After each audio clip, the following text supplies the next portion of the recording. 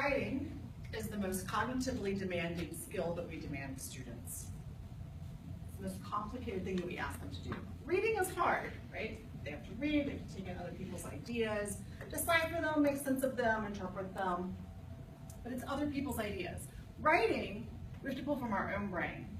It's our own ideas, and our own voice and our own language, created by us. It's individual expression. It's complicated. Stop and think about everything that it takes to write. We have to hold the pencil or the pen and have just the right grip, not too high, not too low. And press that to the paper with just the right amount of pressure. Have the paper at the right angle. Understand that writing goes from left to right in a straight line. We have to form letters. Those letters have a multitude of lines and curves. We have to understand how those go together, and that those letters go together to form words. The words go together to form sentences. The sentences go together to form paragraphs. Paragraphs go together to form an essay. And we need to have a topic sentence to start it all out, or a thesis. And we're going to have a beginning and a middle and an end.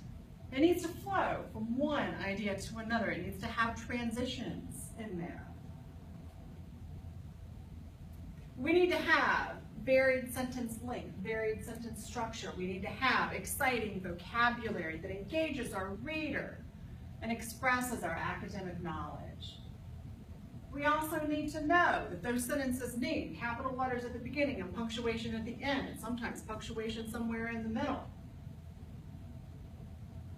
We have to have great ideas, original ideas. And we need to have exciting vocabulary that expresses those ideas. We need to have it organized in a way that our readers can follow along. And we need to do that in a way that engages our audience, not just serves ourselves. And we need to do it all by ourselves, holding our pencil to paper, forming those letters. One by one by one. It's complicated, it's demanding. And what do we do with it as teachers whenever we get that in front of us? We take our red pen out and we bleed all over it. But who are we to say that your ideas aren't good enough? Who are we to judge the quality of someone's writing by if they can spell correctly or if they know perfect grammar? Who are we to tear that apart? Because it's not just grammar on the paper. It's not just punctuation on the paper. It's not just vocabulary on the paper. It's someone's mind, their heart, their soul, their ideas, their history, their future, their dreams. Who are we to bleed all over that? There's not a single time in your life that you've read something, put down the book and said, oh my goodness, the punctuation in that story was amazing. I loved it. It's not what we walk away with. We read for the story. We read for the information. We read to see other people's ideas. We read to open our mind. It should be why we write. So when we're judging other people's writing, when we're teaching other people to write, we need to stick to the ideology, to the content. There's a place to address those surface level features.